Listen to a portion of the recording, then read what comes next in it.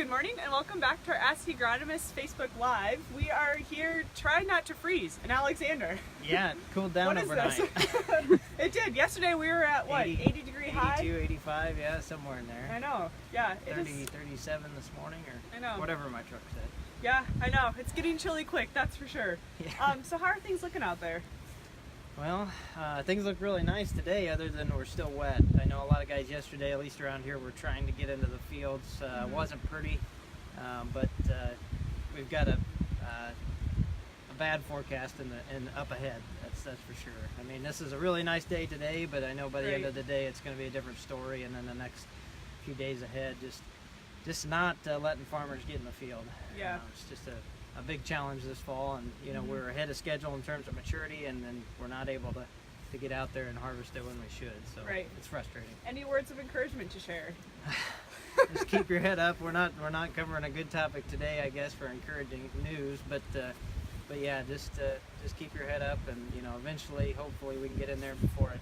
You know the soil conditions will get better, and we can get in there without having to pull a lot of combines out and stuff. So Well, and it is only the first week of October, so yeah, I mean, yeah, time-wise, we're doing all right. doing all right, We're but doing all right. the corn's not going to hold in there forever. So hopefully it works its way out of this out of our area and stops raining. Yep. All right. So. Sounds good. Well, today we're going to be talking about a new word of the week called Vivipary.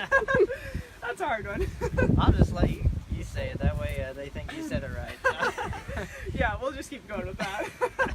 So Vivipary or however you want to say it is essentially a fancy name for when a seed germinates on the parent plant. So I picked an obvious example, if you can see it here.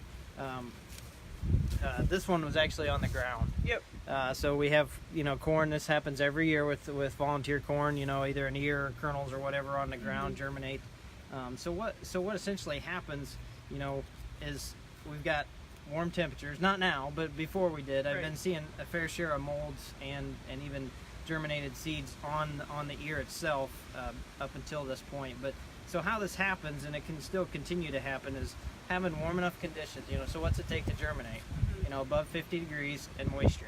Corn only needs 30% of its weight in water to absorb and imbibe and germinate. So that's what's happened here. This one was sitting on the ground, but the same thing can happen in one like this. This year on this plant was still standing straight upright on the plant. There's a lot of fields that still have upright ears on them. And that husk provides a really good cover. Right. And shedding water, if it's down, but if it's up, it also is a good collection tool, and ends up collecting at the base, at the butt of the ear.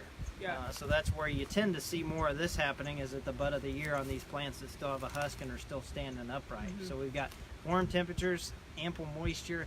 We've had lots of rain. We're going to have more rain and even heavy dews.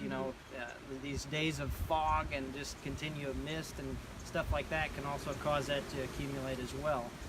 But having those upright ears, or the other thing I want to make sure and mention, there's a lot of areas I've been to that do have down corn, and this is a huge consideration for those areas of down corn. You need to make a decision on how much is laying on the ground, because the stuff that's on the ground could not be worth getting your snouts under and trying to get into the combine. So big consideration for that. Okay, and let's talk about the repercussions of this. I mean, obviously it's not good for your corn to be germinating sitting in the field. Yeah, obviously we don't want this in any case, no matter what.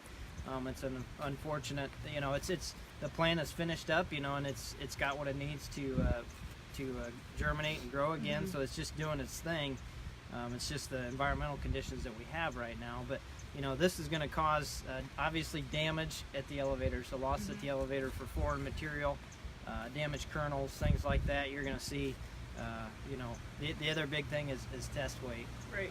So when these corn kernels germinate, basically that process starts, and so it's going to start consuming the carbohydrates and the protein and the oil that's in each kernel, and it's going to make it lighter because it's trying to make that, process it into energy for the kernel to grow. So it's going to have lighter test weight, and unfortunately what tends to happen when something like this goes through the combine, if you're not out there looking for it beforehand and looking at some of your ears to see the mold, you know, this stuff is going to come off in the combine. Right. You know, as it's going through the cylinder and the concave, it's gonna take the stuff off. So you may still see a decent, you know, kernel in the tank, right. But it's going to be lighter, and the other thing is going to be much more susceptible to mold, especially in the bin and for storage. So right. if you're looking at storing a lot of your grain, like a lot of guys are, you know, with prices, what we're looking at, and hopes for the future, this is a huge consideration. Go out and look at those fields that have ears standing upright, or like I said, ones that maybe you have more on the ground and you're planning on trying to pick it all up. So. Okay, sounds good. So in addition to checking for stock rot, like we talked last week, also be on the lookout for those ears. because obviously the two kind of coincide, germinating corn and ear molds. You know, a lot of the ones I've seen it on have mold and germinating kernels on the same ear. So they do go together, and like I said, once that kernel starts to germinate, it's kind of like, you know, perishable and non-perishable foods.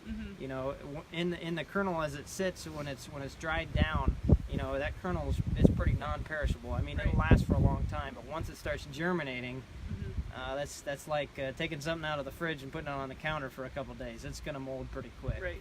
So a lot higher chances of seeing mold in your bins and stuff for storage. So. Okay, so let's talk about how hail damage can play a role in this. Yeah, so, you know, I mentioned this one, I cheated on this one and grabbed it off the ground. So that's one other way that this can happen. But another way that it can happen is hail damage. So, you know, if you have hail, especially larger hail, it's hitting the ear while it's forming, while the kernel formation is happening and grain fill is happening. That's another way. A lot of times you'll see that germination happening even earlier than maturity. Okay. That it can happen. So if you had hail damage, we definitely had a lot of areas that received hail. That's another thing. You might want to go out and check those ears, not only just for mold, but for germinating kernels and all the above. I mean, make sure you know the quality of that grain and whether that's worth storing or not for, you know, a long amount of time throughout the winter next year. Right. So. Okay, so then let's just wrap it up with final tips to do. Maybe if you have a field like that. Yeah, so, you know, like I said, the biggest thing is determining whether you should store this grain or not, in my opinion. But the other thing you can try and do, like I said, you're going to lose a lot of these sprouts, I guess. We're in the era of alfalfa sprouts and eating all kinds of things like that. But, you know, you're going to lose these sprouts, but you're going to have lighter kernels. So as it comes through the combine, you can try and increase your fan speed and see if you can blow some of those lighter kernels out the back. You know, if you know that you have a lot of that damage in there, you're trying to pick it up off the ground. That would be one thing. But the other thing I'd say is just encourage guys that do have down corn, that are trying to pick it up. You need to weigh the pros and the cons. You know, is it worth sticking the snouts in the ground and trying to get as much as you can if it's looking like this? Right. You know, so if you're getting a lot of rain and you have down corn, you weren't able to get it out before all this rain comes through, this would be something you need to make sure you go out and look at and make sure it's not looking like this, because you don't want to store this in the bin. Okay, sounds good. Well, anything else to add this morning? No, not on this topic. Okay. I just hope that, you know, like I said, it dries off a little bit and we can see some sunny weather like this. And hopefully it'll stay for a little while. So we do have the sunshine on our side today, just so that's very a good cold. thing. Yeah. All right, well, thank you for joining us today, Phil, and thank you to our listeners for tuning in. Have a good day.